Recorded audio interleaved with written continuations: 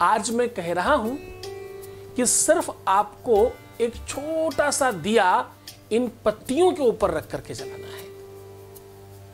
पूरा का पूरा विश्लेषण आपके सामने साझा कर रहा हूं।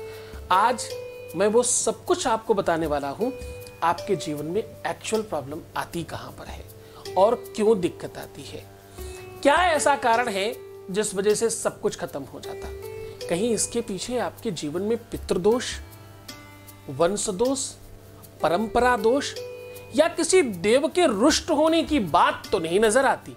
कहीं कोई देवी देवता, कहीं आपका ही अपना इष्ट, कहीं आपके ही कुल देवी या कुल देवता की रुष्टता तो इसमें नहीं है?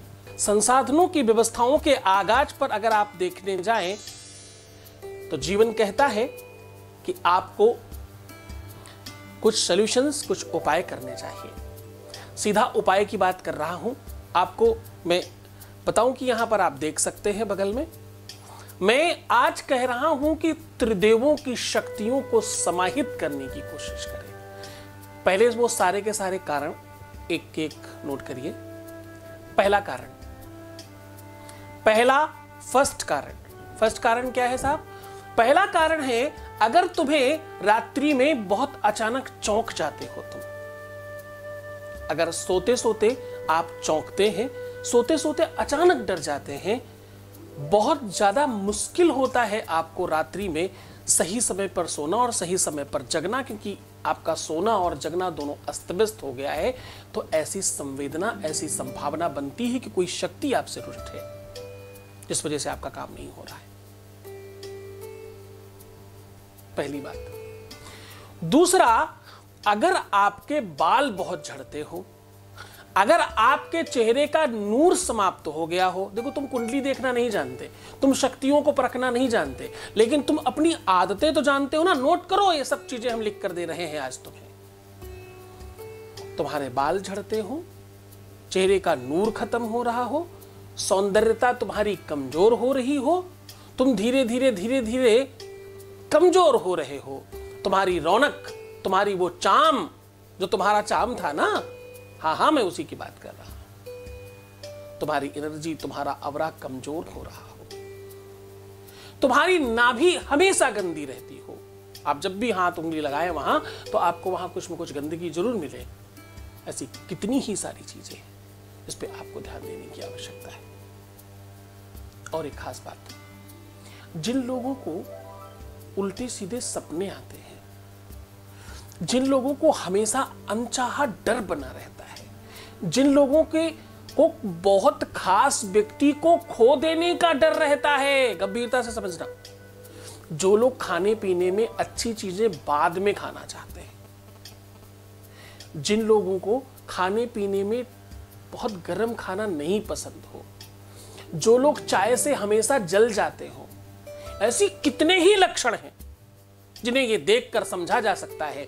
और अगर तुम्हारे काम हमेशा रुक रहे हैं, तुम्हें अपयश मिल रहा है, तुम्हें यश नहीं मिलता, तुम्हें सम्मान नहीं मिलता, तुम किसी के लिए बहुत कुछ करते हो, उसके बावजूद भी तुम्हारी कोई बात समझने वाला नहीं है, ऐसी कितनी ही चीजों पर आपको समझने की आवश्यकता है। आज ये सारे के सारे लक्षण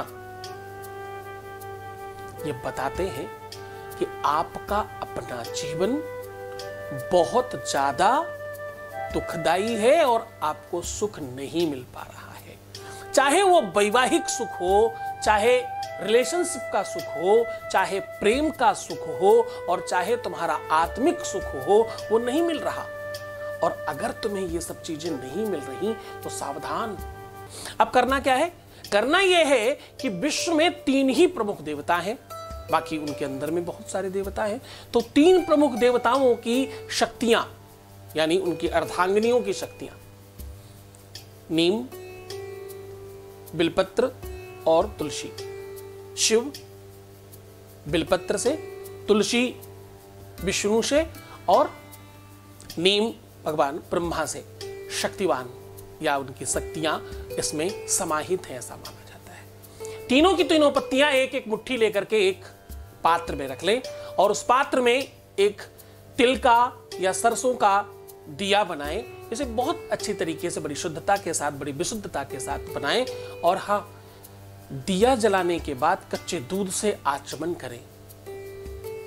भो दीप देव रूपस्थम कर्म साक्षी यावत् कर्म समाप्ति स्यात् तावत् तुम स्वस्तिरो भवो।